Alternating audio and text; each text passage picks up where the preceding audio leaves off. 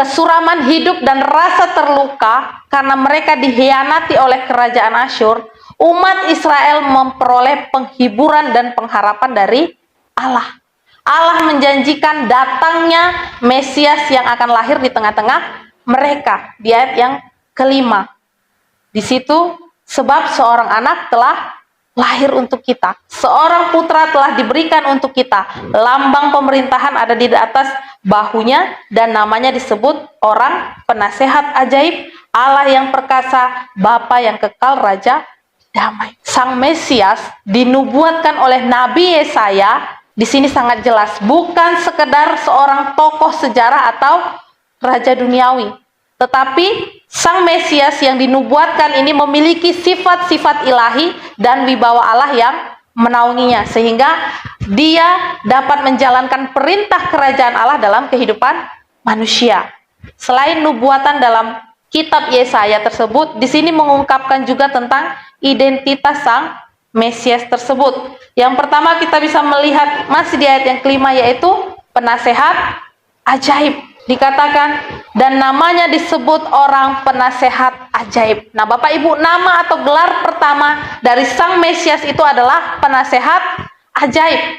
Dalam bahasa aslinya memakai kata Peleioets, yaitu sebagai satu oknum dengan dua sifat yang berbeda, Allah dan manusia.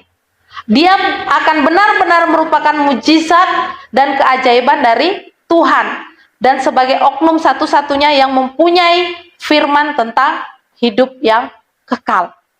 Dia menjadi penasehat ajaib yang tiada tandingannya. Dia melebihi segala kebijaksanaan dunia maupun manusia. Dan dalam rencana-rencananya, nasihat-nasihatnya yang tiada tara di antara manusia. Jadi Sang Mesias memiliki roh hikmat Allah yang melampaui segala pengertian dan kebijaksanaan manusia di sepanjang zaman. Jadi Bapak Ibu, Tuhan, Sang penasehat ajaib itu, dia memiliki hikmat yang tiada tara sehingga dunia akan dipengaruhi oleh hidupnya. Jadi seluruh hidup Sang Mesias dipenuhi oleh pengertian dan kehendak Allah, sehingga dia mampu memerankan diri sebagai Sang hikmat yang hadir dalam realitas sejarah. Nah yang kedua, identitas dari Sang Mesias yaitu masih di ayat yang kelima, Allah yang perkasa. Nah Bapak Ibu, sebagai Allah yang perkasa, dalam bahasa aslinya memakai kata El Gibor, atau kata yang jelas dipakai untuk Yahweh. Dia pasti akan merupakan pemenang pertempuran, seperti arti kata perkasa, yang memperoleh kemenangan terakhir dalam sejarah. Jadi sifat ilahi Sang Mesias secara tepat dilukiskan dalam ayat ini sebagai yang maha kuasa, yang digambarkan sebagai pahlawan yang menang atas musuh-musuhnya. Jadi aspek pribadi tidak dapat dipisahkan dari gambaran yang mendahulinya. Ada kolerasi antara hikmat, keperkasaan, dan kuasa. Jadi dia menghadapi tugas yang amat berat dan besar untuk keselamatan manusia. Jadi tepatlah jika Sang Mesias atau Yesus Kristus itu disebut sebagai pahlawan ilahi. Nah Bapak Ibu, ungkapan gelar Allah yang perkasa ini berlatar belakang dari pahlawan-pahlawan pada zaman dahulu yang mampu memimpin perang dan memenangkan peperangan secara gemilang, sehingga pahlawan ini disebut sebagai pahlawan yang perkasa. Demikian juga Mesias Bapak Ibu. Dia akan menjadi pahlawan Allah yang mampu memenangkan peperangan dengan musuh utama manusia, yaitu kuasa dosa. Seluruh hidupnya dikuasai oleh wibawa Allah yang luar biasa, baik itu dari perkataannya maupun tindakannya, sehingga kuasa dosa dan kegelapan akan takluk di hadapannya. Hanya Dia yang mampu mengalahkan kuasa kegelapan dan dosa yang menguasai dan membelenggu hidup manusia. Nah yang ketiga Bapak Ibu, identitas dari Sang Mesias yaitu Bapa yang kekal. Nah sebagai Bapa yang kekal, gelar kalau bahasa aslinya memakai kata afiat, itu bagi Sang Mesias merupakan penggabungan dua nomina, yaitu af yang berarti Bapa dan nomina at yang berarti kekal. Jadi Bapak Ibu, gelar ini menyatakan bahwa Dia bukan hanya sebagai tuan atau penguasa atau kurios atas kekekalan, melainkan pencipta hidup kekal bagi orang-orang yang ditebus. Dan pemerintahannya berdasarkan kasih seorang bapa terhadap anak-anaknya, sehingga dia akan memelihara dan memberkati anak-anaknya dengan waktu yang tidak terbatas selamanya. Jadi Bapak Ibu, pemeliharaan dan berkat yang tidak terbatas ini juga telah dijanjikan oleh Sang Mesias kepada kita orang-orang percaya. Maka dia akan memerintah dan memelihara kita umatnya dengan kasih setianya yang kekal. Nah, identitas yang keempat, Raja Damai.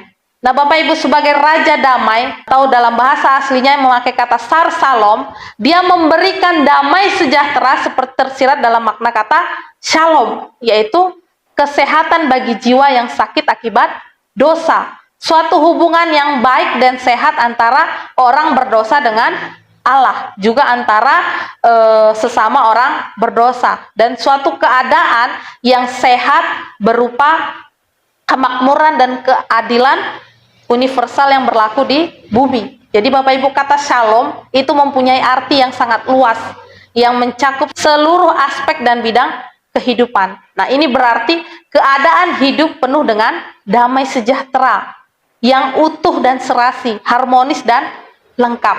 Jadi hubungan-hubungan yang harmonis terhadap diri sendiri, sesama masyarakat, dan terhadap Tuhan. Jadi Bapak Ibu, kehadiran Sang Mesias itu sebagai Raja akan menciptakan damai sejahtera dan keselamatan yang utuh bagi seluruh umat manusia. Ia mendamaikan manusia yang mau percaya kepadanya dengan Allah. Nah Bapak Ibu, dalam pemerintahannya, seluruh umat manusia mampu berdamai dengan Allah. Ia memberikan damai di dalam hati yang percaya kepadanya. Ia mendamaikan orang dengan orang, dan ini terwujud dalam persekutuan Kristen. Nah jadi Bapak Ibu, pemeliharaan Allah itu akan membawa damai dengan Allah bagi umat manusia melalui pembebasan dari dosa dan kematian. Jadi Raja Damai itu sejajar dengan kata sumber damai atau pusat damai, pemilik damai, penguasa damai. Dan itu artinya setiap pribadi yang mau mendapatkan damai itu datang dan hiduplah dengan Raja Damai. Biarkan Raja Damai itu tinggal dan berkarya dalam hidup kita, sehingga damai itu menjadi milik kita. Jadi Bapak Ibu, jangan kita mencari damai di luar Kristus. Jangan kita mencari damai di luar Sang Mesias, karena kita tidak akan menemukan damai itu. Karena damai itu adalah Dia Raja Damai, pemilik damai itu. Jadi Raja Damai berarti Raja Shalom, yang artinya Raja kemakmuran, ketentraman, dan kesejahteraan. Damai yang diterjemahkan dari kata Shalom berarti sejahtera lahir dan batin. Nah Bapak Ibu yang dikasih oleh Tuhan Yesus Kristus, dari keempat nama yang dimiliki oleh Sang Mesias, ini adalah sumber sukacita dalam kita merayakan Natal. Sang Mesias yang dinubuatkan Nabi Yesaya ini telah hadir dalam realitas sejarah. Jadi Bapak Ibu, menjelang kelahirannya, dia diberi nama Immanuel, yang artinya Allah menyertai kita. Sesuai dengan nubuatan Nabi Yesaya, menjelang kelahiran Sang Mesias, umat Israel juga yang sedang dalam penjajahan bangsa Romawi, mereka juga sedang tertindas dalam hidup kegelapan. Jadi nubuatan Nabi Yesaya ini menyatakan bahwa umat Israel kelak akan menyaksikan suatu terang yang besar, sehingga mereka akan mengalami kesukaan yang besar. Dan itu digenapi dan disampaikan para malaikat Tuhan kepada para gembala. Dan mereka diharapkan menjadi saksi untuk memberitakan kesukaan besar itu untuk seluruh bangsa. Para gembala kemudian diutus oleh malaikat Tuhan menyaksikan berita besar tersebut agar seluruh bangsa, seluruh umat manusia dapat mengalami kesukaan besar. Jadi Bapak Ibu, melalui kedatangan Sang Mesias yang penuh kuasa, itu memberikan sukacita yang besar. Dan sukacita besar itu ada karena Tuhan hadir. Tuhan yang menolong bangsa Israel adalah Tuhan yang sama, yang telah menolong dan akan selalu menolong kita. Oleh karena itu Bapak Ibu, mari kita mempersiapkan diri kita memperingati lahirnya Sang Raja Damai, Sang Mesias, yaitu Yesus Kristus, yang sejak kehadirannya terjadi pemulihan hubungan antara Allah dengan manusia. Amin. Biarlah firman Tuhan ini boleh menjadi berkat. Mari kita bersatu di dalam doa. Teman-teman silakan ikuti media sosial ini dan jangan lupa untuk like, komen, dan bagikan tayangan ini supaya menjadi informasi bermanfaat bagi teman-teman di luar sana yang belum mengetahui hal ini. Salam sehat, tetap semangat, Tuhan Yesus memberkati kita semuanya.